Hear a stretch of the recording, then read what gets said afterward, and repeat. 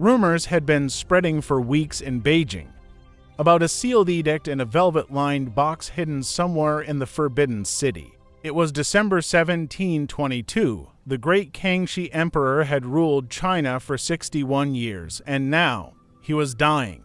Around his bedside, princes whispered. In the corridors, eunuchs exchanged glances.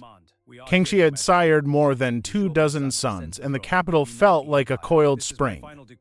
When Kangxi finally breathed his last, the palace announced that an imperial will had been discovered. One name, one throne, and it settled nothing.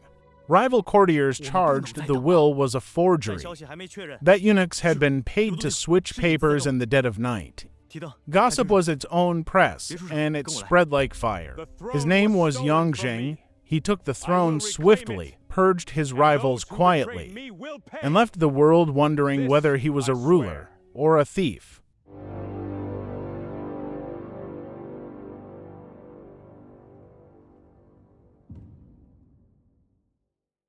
Beijing, 1722. The city breathes like a coiled spring, smoke curls above frozen rooftops.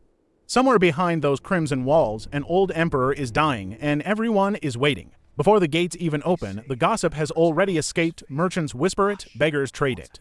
A folded scrap of paper moves faster than any royal decree ever could. A letter changes hands in a crowded lane, no eye contact, no names spoken. Just urgency, the kind that travels quickly and leaves no fingerprints behind. Inside the palace, power moves in silence. Not through swords, through keys, through coins, through a single glance between eunuchs who know too much and say too little. Someone pinned it in the dark, one anonymous note on a public board, and suddenly everyone has a theory. In Beijing, rumor was the fastest printing press ever invented. 2 men, 1 table, a map, some tea, and the futures of princes drawn out in whispers. Fortunes are not lost in battle, they are gambled here, in private. Incense drifts through the imperial chamber like a held breath. The dragon robe barely rises. Around the bed, shadows gather. History stands at the edge of a candle flame. Brothers share blood, but not ambitions. In that antechamber, old grievances sit alongside old wine. The emperor is still breathing, and they are already fighting over what comes next. The eunuch moves fast through the corridor, presses his lips to an official's ear. The message is short. The reaction is not. The palace has just shifted on its foundation. His lips barely move. His eyes search for something or someone beyond the ceiling. A cooling bowl of tea. A guttering flame. The Emperor of China is letting go. The lantern rolls. Someone drops to their knees. No announcement yet, but the body knows before the proclamation does. Shock spreads through corridors like cold air under a door. Dawn breaks on the brushes. A seal is pressed. Words that will reshape an empire are dried before the ink settles. Whether they are true, that is a different question. It sat there on the mat, a velvet-lined box holding a name that would make one man an emperor and condemn every other. No one wanted to be the first to open it. A scroll moves through the palace like a lit fuse. Every corridor it passes through grows quieter, and the eyes that follow it grow sharper, warier, afraid of what it carries. The name was read aloud once. The crowd absorbed it in silence. Some faces relaxed, many did not. Yongzheng was emperor, but belief is something that has to be earned. Behind closed screens, the princes convene. The wine cup is barely touched. The conversation is tight and careful, all teeth and no smile. The throne is gone, the fight is not. Someone wrote it down, the accusation in bold brushstrokes, and passed it like contraband. In this court, a piece of paper could undo a man more efficiently than a blade. He knelt because he had no choice. The officials loomed above him at precise, practiced angles. This was not a trial. It was a demonstration, a lesson the whole court was watching. 1 coin purse, to eunuchs, a stairwell that spirals into darkness. Nobody saw anything, officially, but within walls this old, silence is usually the loudest thing you can hear. The courier rode hard across frozen ground, breath fogging in the dawn air. The letter beneath his coat was small. The secret inside it was enormous. The city waited at the horizon. He did not hold court to receive information. He received it privately, one folded memorial at a time. This is how real power was organized, quietly, without witnesses, without ceremony. The throne hall blazes with ceremony. The seal is placed, robes are adjusted. But look closely at the faces in the rows below. Polite applause hides 1,000 unfinished calculations. The edicts go up across the city. The people read them in silence. In the market, someone nods. In a private office, an official folds the proclamation and begins composing his counter-argument. He walked out slowly, his sash already discarded on the cold stone. Officials watched without expression. The crowd did not cheer. Power had spoken, and spoken quietly, which was the worst kind. One lamp, one table, one official too proud to look afraid.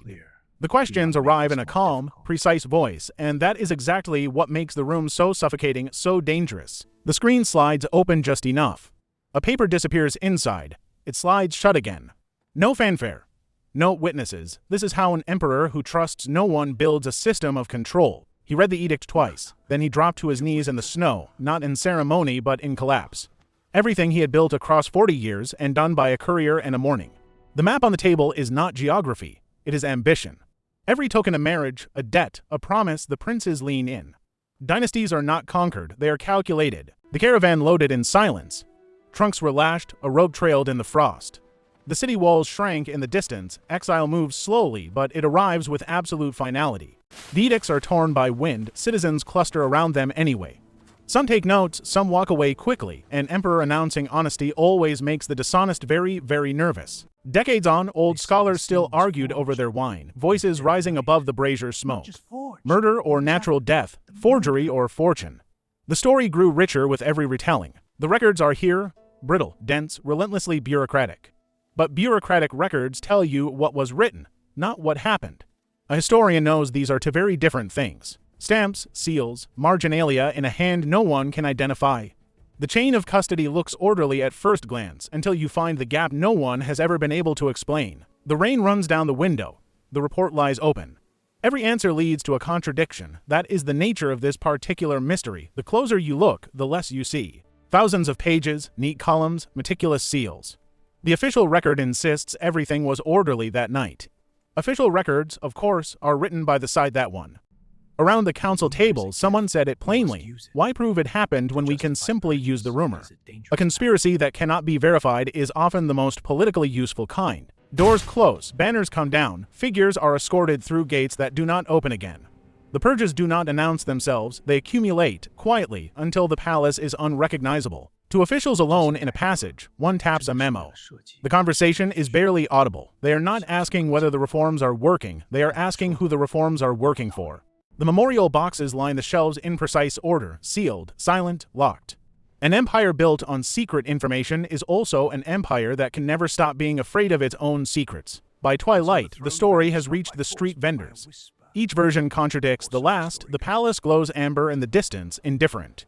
Legends do not need the truth to survive, just an audience. The court painter works slowly, side by side, a sealed will on one half, shadowy exchanged papers on the other. He cannot confirm either version, so he paints both, that is history. Puppet shows in the lantern light, audiences nudge each other. The throne night has become entertainment, reenacted in alleys, embellished each time. A stolen crown makes for irresistible theater. He wrote it by candle light, knowing it would outlive him. Every stroke deliberate, every detail chosen.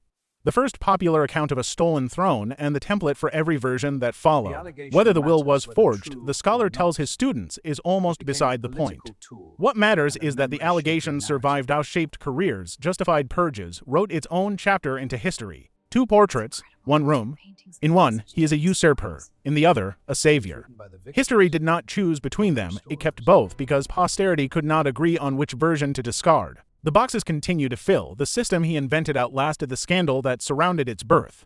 In the end, the machinery of secrecy is more enduring than any single secret it once protected. They all describe the same night, they all contradict each other. In this courtyard where it may or may not have happened, the box floats in memory like a ghost no one can dismiss. The frost settles on silent stone, the throne doors are shut.